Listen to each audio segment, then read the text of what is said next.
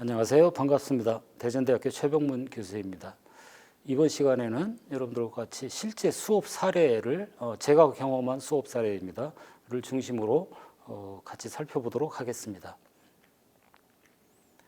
한 세 종류로 할 텐데요. 첫째는 교수와 학생이 같이 수업한 사례, 그리고 학생들이 과제를 제출한 사례, 좋은 거, 그 다음에 세 번째로 좀 별로 좋지 않은 거, 그런 사례를 소개해 드리도록 하겠습니다.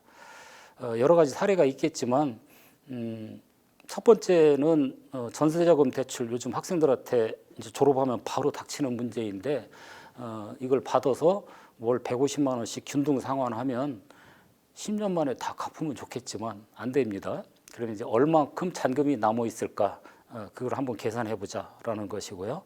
두 번째로는 요즘 이걸 관심이 있는 학생도 있고 없는 학생도 있고 그럴 텐데, 실손보험, 그러니까 국민의료보험 이외에 실손보험이 또 따로 있는데 그것을 가입하는 게 이익일까 아닐까, 학생들 입장에서 저같이 좀 나이 먹은 사람들은 가입하는 게 더 나은 것 같습니다. 이걸 같이 계산해 보고요. 세 번째로는 한국은 세계에서 몇 번째로 살기 좋은 나라일까, 이거 굉장히 주관적인 개념입니다. 그런데 이거 살기 좋은 나라의 항목을 좀 생각해서 통신이 잘 된다, 뭐 교통요금이 싸다, 뭐 결혼하기 쉽다, 뭐 등등 이런 것들이 있습니다. 그런 것들에 굉장히 많은 항목을 같이 학생들하고 생각해보고, 그래서 가중치를 부여해가지고 몇 번째로 살기 좋은 나라일까 이렇게 계산을 해봅니다. 이건 학기마다 좀 차이가 있는데 대략 한 10위부터 15위 사이에 그렇게 나오게 됩니다. 우리의 예상하고 크게 다르진 않죠. 자, 오늘은 실손보험에 가입해야 될까 하는 문제에 대해서 간단히 살펴보도록 하겠습니다. 자, 학생들하고 같이 탐구를 할 때는 이런 순서로 진행을 합니다. 그래서 처음에 주제를 아주 명확하게 설명을 하고, 이건 교수자가 개입을 해서 경제적 가치, 이렇게 계량화할 수 있는 그런 식의 가치로 제한시키는 것을 좀 도와줄 필요가 있습니다. 그리고 주제를 설명하고 난 다음에 바로 어떻게 예상하는지 한번 물어보는 게 좋습니다. 그러니까 실손보험에 가입할 거냐 말 거냐, 여러분들이랑 어떻게 하겠느냐, 그럼 현재 상황에서 어떻다라고 대답을 할 겁니다. 나중에 결과를 보고 본인의 짐작이 맞았는지 틀렸는지, 또는 정당한지 글렀는지, 그런 것들을 한번 볼 수도 있을 것 같습니다. 그 다음에 이제 어떤 식으로 분석할 거냐 하는 거를 토의한다고 써놨는데, 사실 토의는 안 되고 실제로는 교수가 설명을 해줘야 됩니다. 그래서 이러이러한 요인들을 이렇게 계산을 해야 된다라는 걸 좀 알려주고요. 그 다음에 이제 분석 요인, 이 경우에 실손보험 같은 경우에는 이제 질병이라든지 상해의 종류겠죠. 이런 것들을 한 학생당 한 가지씩 과제를 줘가지고 실제 통계 자료를 조사해 오도록 그렇게 하고, 수업 시간에 그것을 다 취합해가지고 계산해 보는 그런 시간을 가지게 됩니다. 취합하는 시간은 그 엑셀로, 요즘 학생들은 뭐 엑셀을 잘 다루는데 교수도 좀 다룰 줄 알아야 됩니다. 그래서 이걸 차례대로 입력을 한 다음에 수식은 좀 교수자가 미리 만들어 오고, 그렇게 해서 결과를 그 자리에서 같이 보는 그런 시간을 가지면 좋습니다. 그리고 아까 말씀드린 대로 예상 결과를 계산해 보고 난 다음에 실제로 그 자기 본인들의 의견하고 맞았는지 아니었는지, 또 얼마나 차이가 났는지, 왜 틀리게 대답했었는지, 이런 것들을 같이 얘기해보는 그런 시간을 가지면 좋습니다. 이 마지막 이 토론 시간을 보통 우리가 질적인 분석이다, 그렇게 얘기를 합니다. 양적 추론은 어떤 문제를 양적인 걸로 전환한 다음에 그 다음에 계산 절차를 다 맞춰서 실제 양적인 결과를 끌어내는 것까지가 양적 추론이고, 그 다음에 이 결과를 가지고 어떻게 개인별로 해석이 달라지는지 하는 거는 이제 질적인 토의라고 그렇게 얘기를 합니다. 이 과정까지 마치는 게 좋을 것 같습니다. 자, 그러면은 이제 실손보험 또는 실비보험이라고도 하는데, 이것이 들어가는 돈은 뭐고, 그 다음에 무엇을 보장해 주는지 하는 거에 대해서 대략 설명을 좀 해줄 필요가 있어서 일단 보험료를 얼마씩 내는지, 지금 젊은 친구들 대상이라면은, 그 다음에 이 갱신기간이라는 게 있습니다. 그 다음에 보장해주는 질병이 무엇이 있는지, 얼만큼 보장을 해주는지, 이런 것들을 생각을 해봐야 됩니다. 근데 학생들은 본인들이 제일 그 관심 있고 염려스러운 질병들, 그런 것들이 뭔지 하는 것에 관심이 더 많으니까 그것을 한번 다 조사해 오도록 그렇게 주문을 해야 되고, 그 다음에 그 발생 확률, 그러니까 뭐 예를 들면 여학생 같으면은 그 신발을 좀 잘못 신으면은 무지 외반증이라 해서 이렇게 엄지발가락이 휘어지는 그런 거가 있는데 이건 의료보험에서 처리를 안 해줍니다. 그러면 본인이 그 정형외과에 가서 수술을 해야 되는데 그럼 이제 돈이 들어가겠죠. 이런 걸 생각하면은 보험에 가입해야 되겠지만 그렇지만 또 실제 얼마큼 그 보상을 해주는지 또는 발병 확률이 얼마가 되는지 뭐 흔히 많이 있는 것 같지만 또 사실 그렇지는 않거든요. 이런 것들을 한번 조사를 해봐야 되고 그다음에 국민건강보험 보통 우리가 의료보험이라고 하는 급여에 해당되는 경우에는 거기에서 많이 돈을 주기 때문에 본인 부담금이 얼마 안 되죠. 근데 그래도 그것도 또 일부 보상을 해줍니다. 실손보험에서. 그러니까 이제 그런 건 어떻게 따지는지.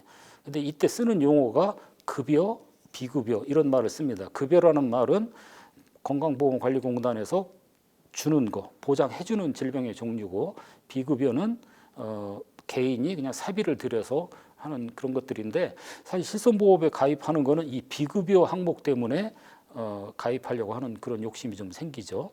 자, 그 다음에 그 각 질병의 종류와 확률과 그걸 알고 난 다음에 급여가 되냐 안 되냐, 그 다음에 치료 비용이 얼마쯤 들어가느냐. 그런데 이거 치료 비용이 얼마쯤 들어가는지 조사해오라 그러면은 흔히 하는 말이 있습니다. 학생들이 병원마다 다 틀려요. 그러는데 그래도 몇 군데 조사해 보면은 공통된 가격이 나옵니다. 뭐 3천만 원부터 50원 이렇게 차이 나지는 않거든요.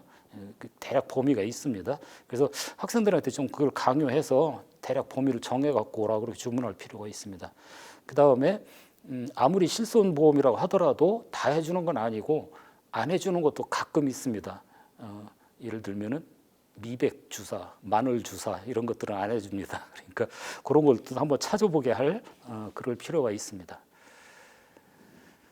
이런 데이터들은 사실 양적 추론을 할 때 여러 가지 데이터가 많이 필요한데 가장 많이 나오는 것이 이 나라 지표라고 하는 것입니다. 요거는 행정안전부하고 그다음에 통계청하고 같이 협업을 해서 이런 사이트를 만들어 놨습니다. 거의 대부분의 지표는 이 안에 다 들어 있으니까 필요에 따라서 선택해서 보시면 좋을 것 같습니다. 상당히 찾아보기도 쉽게 되어 있으니까요. 이 하나만 가지고도 많은 양적 추론을 처리할 수 있습니다. 그다음에 실손보험에 대해서 좀 알아보도록 할게요. 실손보험은 상해 질병이 있고 그다음에 이것을 입원해서 치료하느냐 아니면 통원해서 치료하느냐에 따라서 달라지겠죠. 그다음에 비급여, 그러니까 국민의료보험에서 제공해주지 않는 그런 비급여 항목. 사실 실손보험에 가입하려고 하는 이유가 바로 이겁니다. 예를 들면 도수치료, 그러니까 자세를 바로잡거나 어깨 주물르거나 이런 것들, MRI, 그다음에 비급여 주사 종류들이 있습니다. 이건 비급여 주사는 실손보험에서 해주는 게 있고 안 해주는 게 있고 그렇습니다.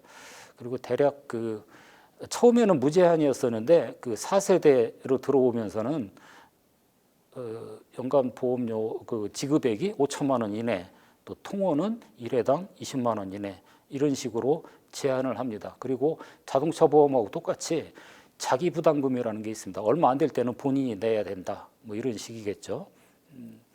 자, 요거는 이제 그 같이 그 실손보험 회사에 들어가서 어떤 회사든지 들어가서 안에 살펴보면은 이런 내용들을 좀 파악할 수가 있습니다. 대략 어느 정도 돈을 주느냐면은 급여일 경우, 즉 국민의료보험에서 깎아준 거, 그거일 경우에는 깎아주고 난 다음에 본인이 내는 돈이 있습니다. 그 본인이 내는 돈의 80%를 환급해 줍니다. 20%는 자기가 내는 거죠. 이거 굉장히 힘쓰는 것 같지만 실제 내는 돈이 얼마 안 되기 때문에 80%가 그렇게 큰 의미는 없습니다. 그리고 비급여, 그러니까 국민의료보험에서 제공해주지 않는 경우에는 30%는 본인이 내고 70%는 환급을 해줍니다. 근데 거기에다가 또 급여, 비급여냐에 따라서 자기 부담금이 있습니다. 그러니까 30%를 본인이 내고 70%로 환급해 주지만은 그렇지만은 급여일 경우에 1, 2만 원, 그다음에 비급여일 경우에는 3, 4만 원 이 범위 내에서는 본인이 내야 됩니다. 그러니까 안 돌려준다는 얘기죠. 그다음에 질병 상해 입원은 5천만 원, 통원은 20만 원. 이거 아까 설명드린 대로 상한선이 있고요. 그다음에 추가 할증이 있습니다. 자동차 보험하고 똑같죠. 근데 이거 엄청 세요. 그러니까 그대로 그 전년도에 100만 원 정도 타갔으면 그대로 유지를 해주는데 전년도에 150만 원 이상 받아갔다. 그러면은 보험료를 100% 할증을 합니다. 그리고 300만 원까지는 200%, 300만 원을 넘어가서 타갔다. 조금만 하면 넘어가는데 이러면 그 다음에 할증이 300%가 됩니다. 3배를 내야 됩니다. 장난질이 너무 심해요. 그리고 이제 안 받아가면 어떡하느냐? 좀 깎아주느냐? 깎아줍니다. 5% 조금 깎아주는 거죠. 그리고 이제 오른쪽에 있는 조그만 사진은 그 실제로 그 학생들은 별로 경험이 없어서 제가 사례로 보여주는데 병원에 한번 입원했거나 치료받고 나면 영수증을 떼줍니다. 계산서를. 그럼 여기에 보면은 급여 항목이 있고 비급여 항목이 있습니다. 그래서 비급여는 얼마인데 당신이 이거는 보험료 해당이 안 되니까 얼마를 다 내야 돼. 뭐 이런 식으로 하는 항목들이 있고 왼쪽에 이렇게 되는 것들은 이제 국민의료보험관리공단에서 건강보험관리공단에서 돈을 내주는데 총 얼마인데 그 중에 당신은 얼마 냈다 이런 식으로 계산해 주는 거가 있습니다. 그래서 이건 학생들한테 영수증 보는 방법이라는 측면에서 저희 어머니 입원하셨던 거 내용인데 이렇게 보여줬었습니다. 그다음에 납입보험료 이제 내야 되죠. 돈을 내야 이제 제공을 해주는데 요거는 그 나이에 따라서 굉장히 차이가 있습니다. 나이 먹은 사람들 저같이 65세 넘어가면은 많이 내야 돼요. 자주 병원에 가야 되니까. 그다음에 젊으면 좀 덜 내는데 이게 또 재밌는 게 20세부터 24세 사이 대학생들 나이에 딱 맞는데 요 사이는 돈을 좀 더 받습니다. 이 자동차 보험과 똑같죠. 아무래도 잘 다친다 이거죠, 얘들이. 그래서 남자들의 경우에는 5,700원, 여자들의 경우에는 대략 5,300원 정도 내고 대략적으로 계산하면은 1년에 뭐 6만 7, 8천 원 정도 이렇게 돈을 내게 됩니다. 이 보험료는 해마다 틀려지는데 뭐 여러 가지 사이트가 있습니다. 저는 보험다모아라고 하는 데서 봤는데 여기 사이트에 들어가면은 얼마에 낸다 이렇게 돼 있습니다.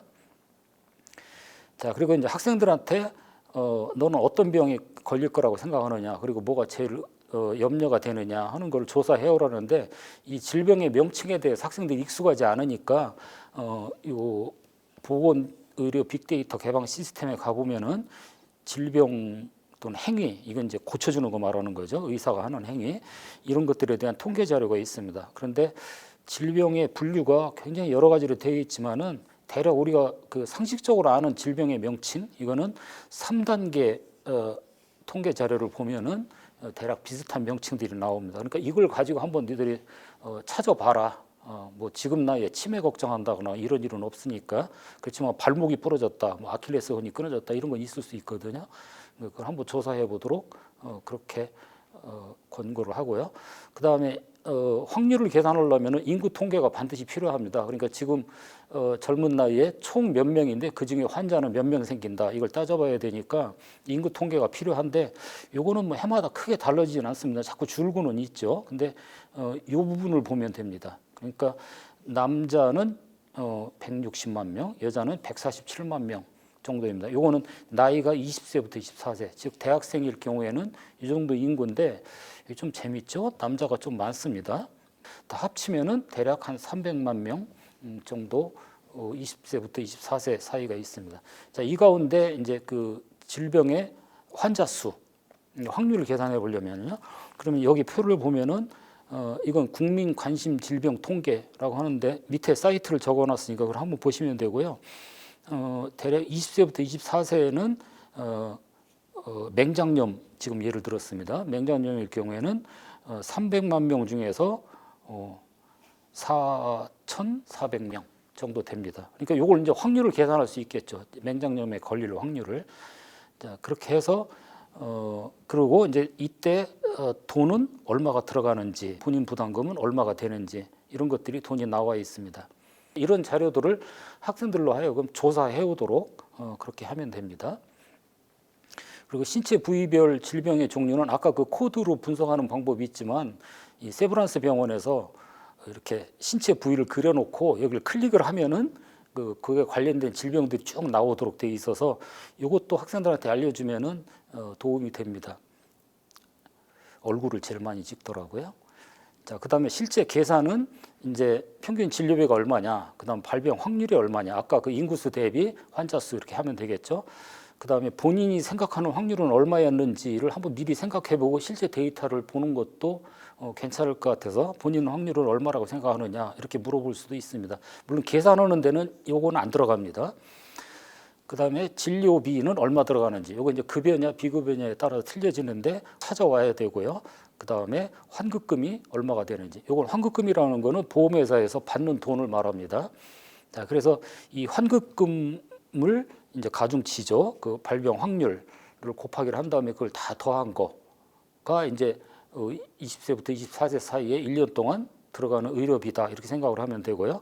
거기서 보험료 총액을 빼면은 요게 이제 차이가 생기겠죠. 그래서 물론 당연히 이쪽이 더 적어야 됩니다. 왜냐하면 보험회사 입장에서는 이게 더 많으면은 보험을 운영할 이유가 없죠. 사실 실손보험이 재밌는 게 지금 4세대라는 표현을 쓰는데 1세대, 2세대 때는 이 전문가들이 했는데도 불구하고 엄청 손해를 봤습니다. 보험회사가. 그래서 4세대는 요거 계산을 훨씬 더 정교하게 그리고 지불해 주는 금액을 훨씬 낮춰서 본인들이 이익이 남도록 그렇게 조정을 했습니다. 그래서 당연히 이 환급금이 더 적어서 이쪽 전체가 마이너스가 나와야 그래야 정상적인 거죠. 그런데 얼마큼 마이너스냐 하는 거를 이제 우리가 한번 생각해 볼 필요가 있다라는 거죠. 이 항목은 학생들이 조사해 온 건 아니고 제가 조사한 그러니까 비급여 의료보험 건강보험관리공단에서 제공해 주지 않는 이런 그 질환들을 쭉 한번 적어 놔 봤습니다. 사실 학생들한테는 조금 해당 안 되는 경우도 많아요. 예를 들면은 뭐 대상포진, 갑상선암 이런 거는 어른들이나 관심이 있지 애들은 별로 관심 없고요. 그렇지만 의외로 이제 제가 이번에 같이 공부하면서 좀 놀랬던 게 요거 많습니다. 공황장애 우울증이. 그다음에 하지정맥류 이게 저 종아리에 그 실핏줄 울퉁불퉁 보이는 거 이거 굉장히 많습니다. 그리고 허리 디스크도 생각보다 좀 많고요.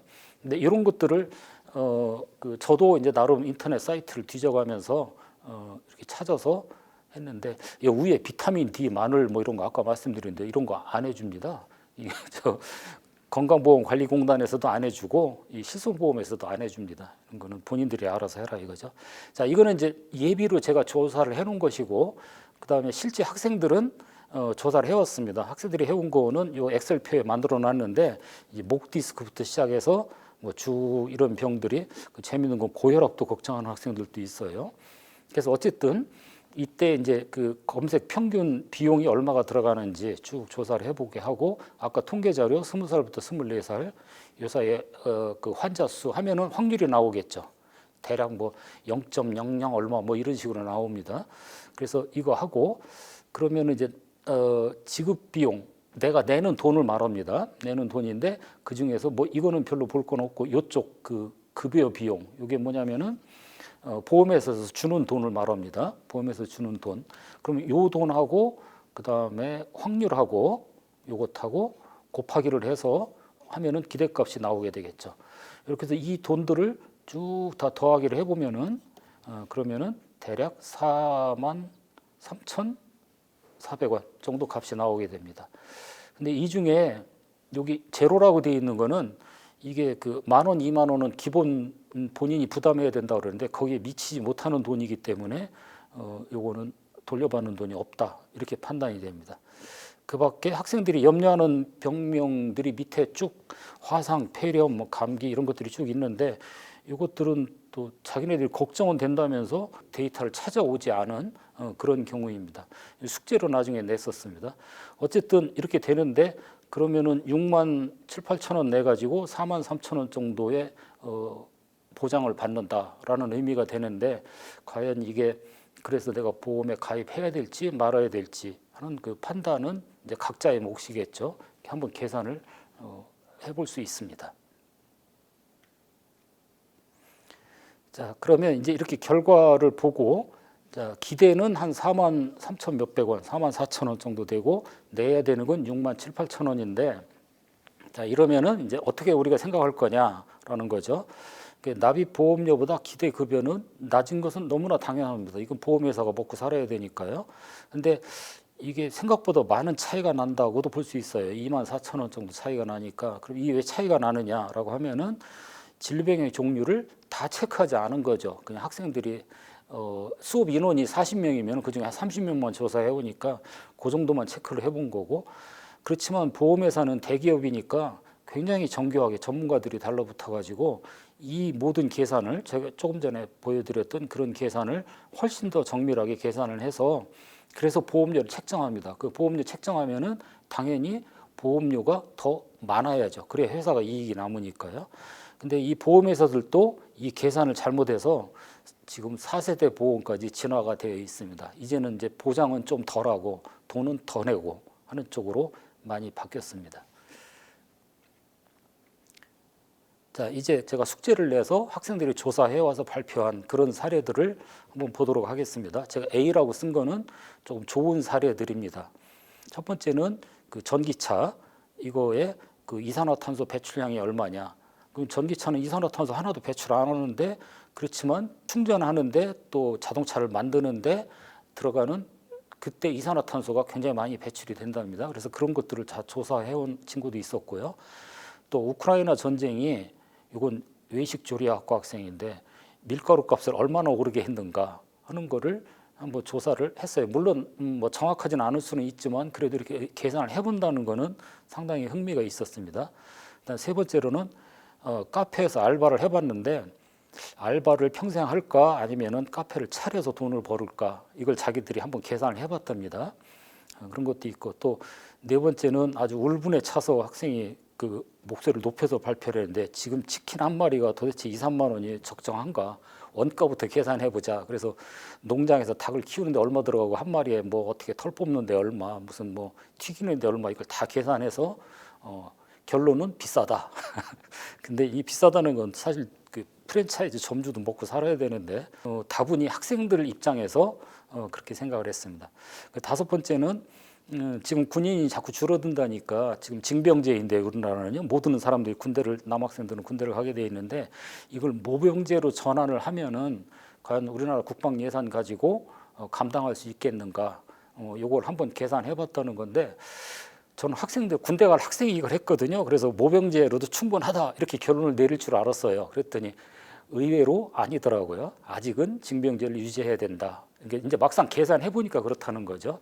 그래서 현실적인 것을 깨닫는 데도 큰 도움이 되는 그런 사례들이었습니다.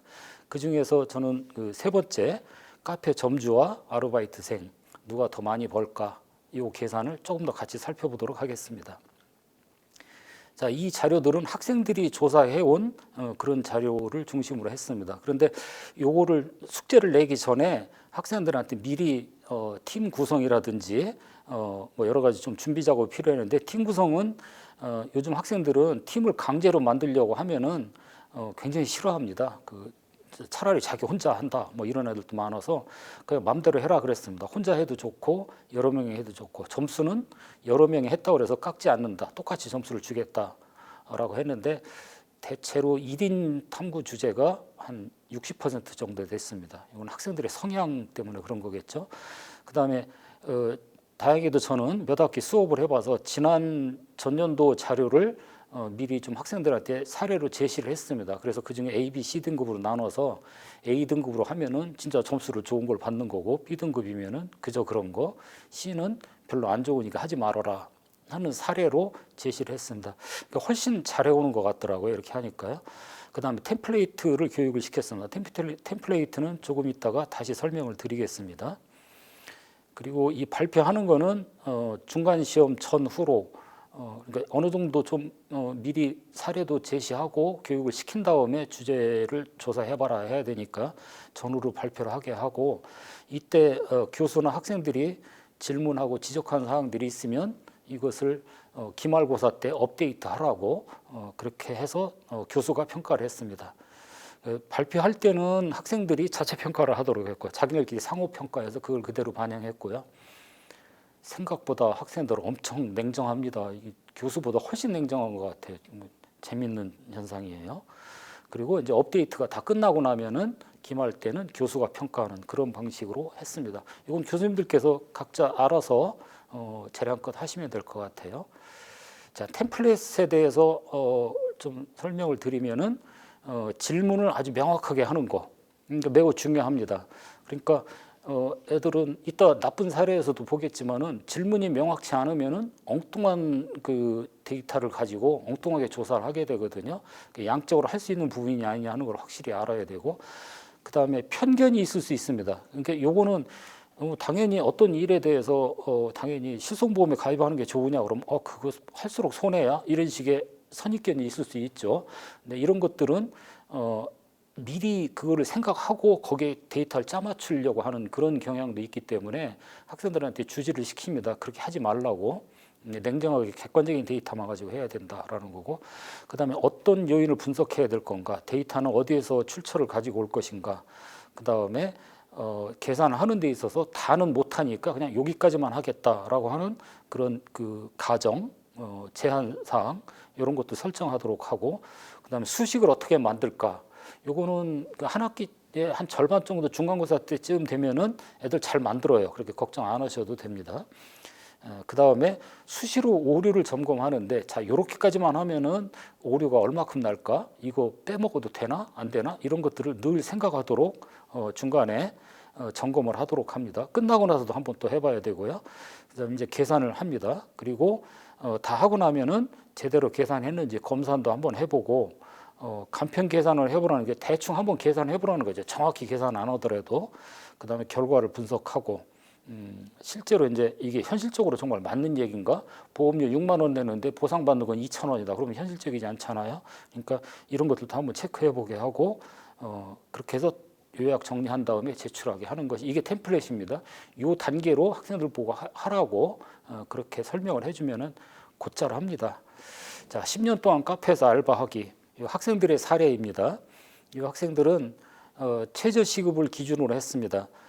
지금 9,620원인데 1년에 5%씩 상승할 거다. 이건 좀 불확실한 경우지만은 학생들은 그렇게 예상을 했습니다. 그래서 어떤 근거로 5%로 했느냐 그랬더니 과거의 최저임금 상승이 평균적으로 그렇다라는 것이었습니다. 그래서 첫 해에는 올해는 9,620원인데 내년에는 이제 올라서 10,000원. 좋죠. 이렇게 올라가면은.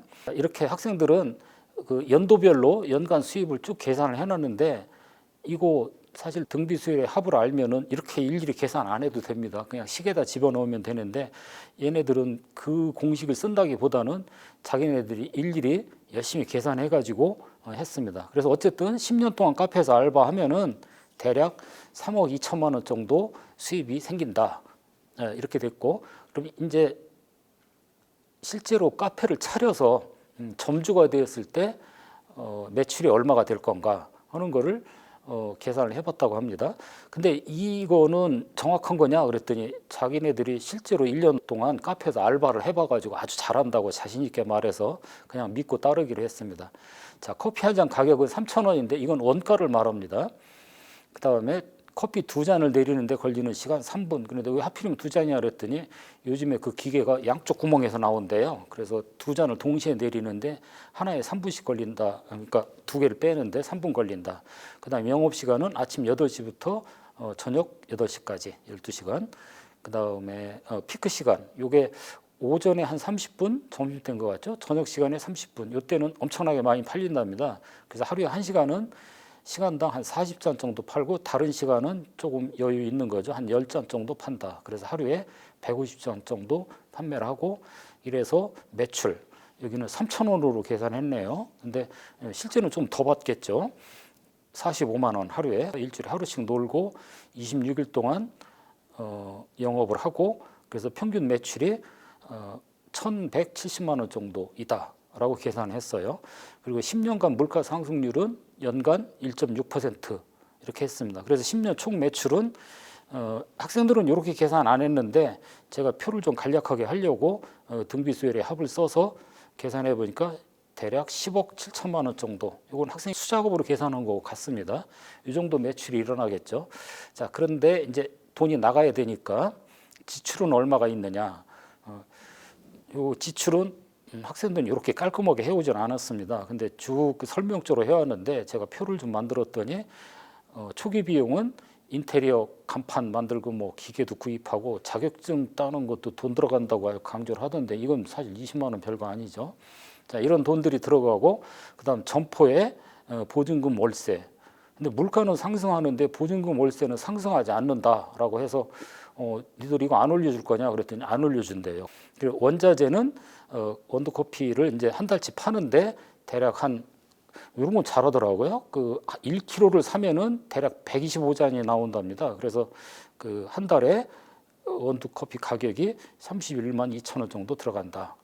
그래서 이제 이게 10년 동안 하면은 대략 한 3,700만 원 정도 지출이 발생한다. 그다음 인건비는 아르바이트를 한 명은 하루 종일, 그다음에 0.5 절반은 이제 파트타임이라는 뜻이겠죠.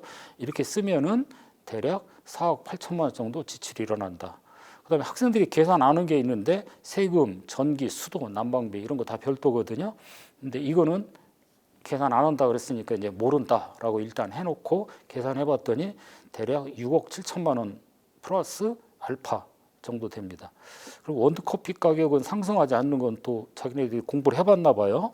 지금 지구 온난화가 심해져서 커피를 키울 수 있는 지역이 점점 넓어진답니다. 그러니까 이러면 커피값이 안 오를 거다. 뭐 나름대로 또 했다 그래서 잘했다고 그랬습니다. 이렇게 계산을 했더니 아르바이트는 3억 2천만 원 10년 동안, 카페 점주는 매출에서 기본 경비를 뺐더니 약 4억. 근데 여기서 세금 더 빼야죠. 세금 그다음에 뭐 등등 이런 거 더 빼야 되는데 그 계산 안 해도 이 상태에서도 이미 애들은 안 한다라고 결론을 내린 거예요. 그냥 아무 생각 없이 알바하면 3억 버는데 카페 점주 해가지고 4억 버느라고 뭐 그 고생을 하느냐 이런 거죠. 그래서 학생들이 내린 결론은 이게 질적인 그 결론을 내린 거죠. 창업이 더 이득이긴 하지만 큰 차이가 안 난다, 안 한다. 그다음 세금을 제외하면 제가 나중에 세금 얘기를 했더니 그거 빼면 진짜 남는 게 없겠다. 그런 거고 알바를 1.5병보다 더 쓰면 손해다. 그러면은 이게 이제 그 자기 인건비 장사라고 하는 말들 많이 하는데 알바를 안 쓰면 그럼 그만큼 남겠죠. 점주 입장에서는 요거를 뒷받침하는 계산 결과이기도 합니다. 그리고 이제 최저임금 상승률 5%로 잡고 물가 상승률은 1.6%로 잡았는데 이거는 정확치 않은 데이터이기 때문에 이거는 오차가 있을 수 있다. 이렇게 이제 결론을 내렸습니다. 이렇게 한번 리뷰를 해보면은 처음부터 얘네들 선입견이 있었던 것 같아요. 알바가 더 낫다. 근데 실제 계산해 보니까 진짜로 알바가 더 낫다. 이렇게 결론이 내려졌습니다. 자, 다음에는 좀 별로 안 좋은 사례를 간단히 설명드리겠습니다. 나이키 슈펜 신발을 비교해서 설명을 하겠다 그랬는데 이게 뭔 얘기인가 그랬었어요. 그다음에 넷플릭스하고 왓챠하고 어떤 쪽이 더 나은가, 어떤 걸 가입해야 될까 이런 걸 양적 추론해 오겠다 그러고 국내 스포츠 인기 순위가 얼마인지 또 후쿠시마 원전 오염수를 방류했는데 그 영향이 어느 정도인지 참 막연한 얘기인데요. 해오겠다. 그다음에 졸업까지 아이 양육비는 얼마가 들어갈까 이런 걸 계산하겠다 그러는데 제가 좀 나쁘다고 얘기했던 이유는 뭐냐면은 나이키 슈펜은 어떻게 한다는 얘기냐 그랬더니 이걸 사가지고 안 신고 가만히 갖고 있다가 5년 뒤에 판대요. 그러면 값이 올라가가지고 그때 얼마를 벌 수 있냐. 이거를 나이키가 낫냐 슈펜이 낫냐 이런다 그래서 계산은 참 잘했는데 야 그거 하지 마라 그랬어요. 별로 안 좋은 사례인 것 같아서요. 그다음 넷플릭스 왓챠는 이건 돈 가지고 비교할 게 아니죠. 질적인 차이죠. 넷플릭스가 더 컨텐츠가 좋으냐 왓챠가 좋으냐 이런 차이이기 때문에 이건 양적 추론의 대상이 아니다. 그다음에 스포츠 인기 순위 같은 거는 이건 통계 조사 자료 보면은 그냥 나오는 건데 이걸 가지고 뭔 추론을 해. 그냥 조사 자료일 뿐이지 별로 좋은 게 아니다. 그다음에 후쿠시마 원전 오염수 방류 같은 것은 좋죠. 아이디어도 좋고 실제 이 학생들이 조사해 온 거 보니까 뭐 세슘이 어떻고 무슨 뭐 그 해류가 어떻게 돌아오고 잔류량이 얼마일 때 영향이 얼마 주고 하는 거는 참 잘 조사해 왔는데 그렇지만 그것이 태평양 연안을 돌아가지고 우리나라 돌아올 때까지 몇 년 걸리는지 그다음에 중간에 어떻게 그게 희석되는지 하는 것들은 전문가들도 다 의견이 틀려지고 자료도 불충분하기 때문에 한계를 느끼더라고요. 근데 저는 칭찬을 많이 했습니다. 거기까지만 한 것도 어디냐. 나머지 전문가한테 맡기자 이렇게 얘기를 했었고 대학 졸업까지 아이 양육비는 이건 개인차가 너무 커요. 즉 교육비에서 차이가 굉장히 많이 납니다. 그러니까 유치원도 영어 유치원을 보내느냐 숲속 놀이터를 보내느냐에 따라서 값 차이가 막 나기 때문에 이걸 어떻게 계산을 막 저렇게 하지? 그러니까 보편적인 기준이라는 게 없어요. 그 다음에 뭐 그것도 좋습니다. 그 개인적으로 계산해 보는 건 좋은데 다 하고 난 다음에 이 친구는 한 10억 정도 들어간다고 계산을 했더라고요. 근데 이러고서 내린 결론이 돈이 너무 아깝다. 애 안 낳겠다라고 결론 내려서 야 이거 좀 그렇잖아. 그래서 이런 거 계산해 보지 말어. 애를 어떻게 돈 가지고 계산하냐. 그냥 그렇게 했었습니다. 그러니까 좀 엉뚱한 이런 결과도 나오는데 물론 이제 교육적인 차원에서 잘 설명을 해줄 필요는 있습니다. 이런 경우도 많이 나온다. 나쁜 사례로 제시를 해주면은 학생들이 좀 기피하는 그런 경향이 있습니다. 네, 그래서 양적 추론 수업을 실제로 해보니까 생각보다 학생들이 굉장히 많은 아이디어를 내더라. 그렇지만은 이제 양적으로 생각하는 거, 학생들은 늘 질적으로만 생각하는 게 익숙해져서 뭐 좋아, 싫어, 뭐 즐거워, 안 즐거워, 막 이런 식으로만 판단하기 때문에 그거에 좀 익숙하지 않더라. 그리고 개인별로 하는 것보다는 팀별로 하는 게 양적인 사고력이 조금 더 증대되더라. 그 다음에 자료는 좀 중요한 문제인데 자료는 어쩔 수 없이 교수자가 출처를 많이 제공해 주는 게 좋습니다. 소스를 많이 제공을 해 주는데 학생들이 자기네들 나름대로 조사를 해오는데 그 경우에는 반드시 출처가 어딘지 밝히도록 주문을 하고 또 좀 염려스러운 거는 인터넷에서 미리 결과를 알고 그거에 데이터를 짜맞추는 경우가 있어요. 아까 그 살기 좋은 나라일까 몇 번째일까 이런 것들은 자기네들이 먼저 정하는 거죠. 우리나라는 12번째다라고 해서 그 들어가는 데이터 요인들을 나름대로 막 꿰맞춰 가지고 오는 그런 경향도 좀 있었습니다. 안 하는 것보다 훨씬 낫지만 그런 건 미리 교수자들께서 예측을 하고 계시면 훨씬 더 도움이 되실 것 같습니다. 자, 이상 마치겠습니다. 감사합니다.